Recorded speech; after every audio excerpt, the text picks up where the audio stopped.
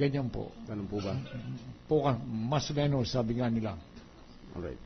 Sa aking pagkakaintindi, nais nyo rin pong patunayan sa article na ito na sadyang minadali at napakabilis ng pagkakaloob ng TRO para sa mga arroyo. Tama po ba ako? Opo. Halimbawa po, merong isang usapin na nasa Korte Suprema na nauukol kay Mr. Genuino.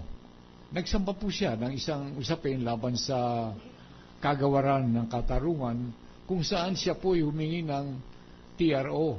Ang pagkaalam ko po, nauna pa itong usaping ito, hanggang ngayon yung TRO nakabinbin pa. Samantalang itong pinag-uusapan po natin, napakabilis pong lumabas yung TRO.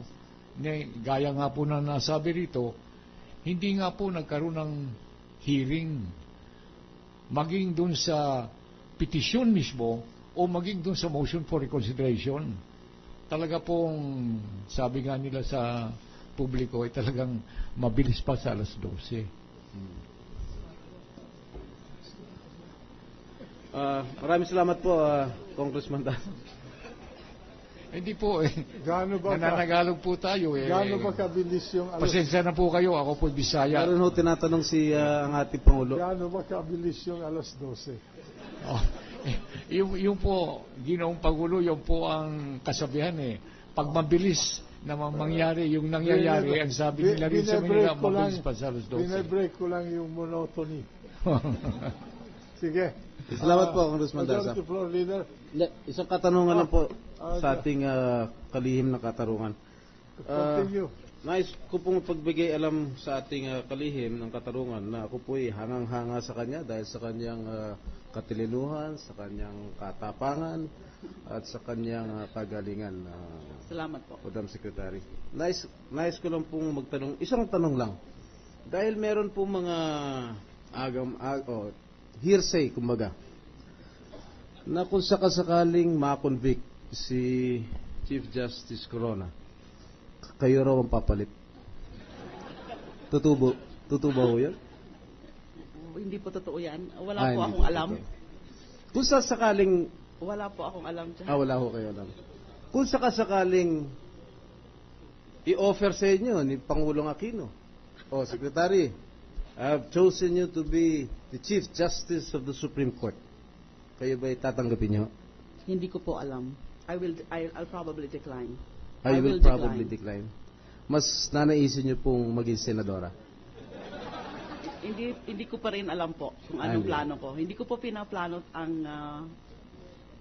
career ko. Hindi ko po plinano yung pagka-chairperson ko ng Commission on Human Rights. Hindi ko rin po ito plinano na maging Secretary of Justice. Na basta nandyan na lang po. Okay.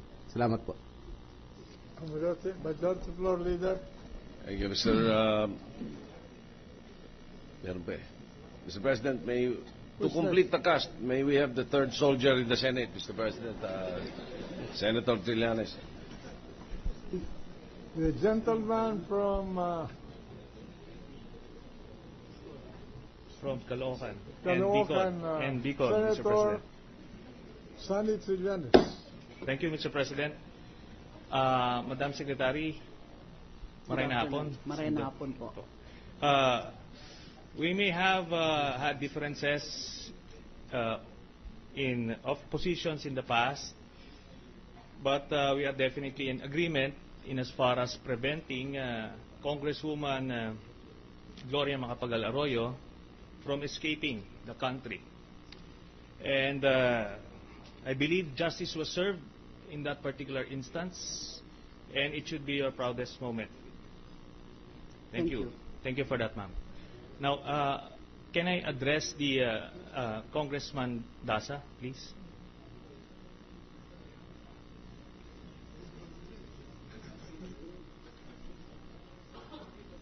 With pleasure, Mr. Senator. Yes, sir. Good afternoon, sir. Good afternoon. Article 7, you presented the Secretary of Justice to relate to us the circumstances surrounding the attempted flight of Congresswoman Gloria Macapagal Arroyo. Is that correct? That's correct. But as far as presenting or proving the substance of the allegation in Article 7, you're going to rely on the dissenting opinion of Associate Justice Sereno. Am I correct? Well, the dissenting opinion actually contains two major parts. One is her dissent to the majority on the very issue of the issuance of the TRO and the conditions. And the second part, what was disclosed by her in regard to the TRO, which were incidents that involved either the Chief Justice individually and or with other justices that were, to use a loose term, irregularities that happened in the court. Yes. So yes. we presented the dissenting opinion for that reason to support the charge of partiality, because I did not repeat what has been said by the witness. There were individual acts of the Chief Justice which we enumerated in answer to the question of the defense counsel that showed partiality towards the former president. Okay. But Congressman Daza, I agree with the opinion of Senator Santiago that, and it was even admitted by Secretary de Lima, that she has no personal knowledge of those circumstances.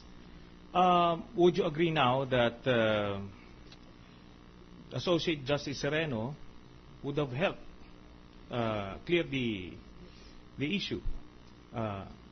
Yes? Of course, yes. Okay. But as pointed out earlier by Senator Lacson, we have already made a ruling in that regard. But still, because of the circumstances before us, it is apparent that we need to know the story from the perspective of Associate Justice Sereno. So, in that light, I move, Mr. President, that we allow the service of written interrogatories to Associate Justice Sereno, so that we will know the story behind those en banc sessions that led to that ruling. I so move, Mr. President. Majority Floor Leader. Mr. President, as agreed in the last caucus, we can take this up. We can take up this motion on Monday in a caucus that we usually call at 12 noon every Monday. And along with that, I also received a letter from Attorney Enriqueta E. Vidal, Clerk of Court of the Supreme Court, requesting this impeachment court not to insist in the requiring the presence of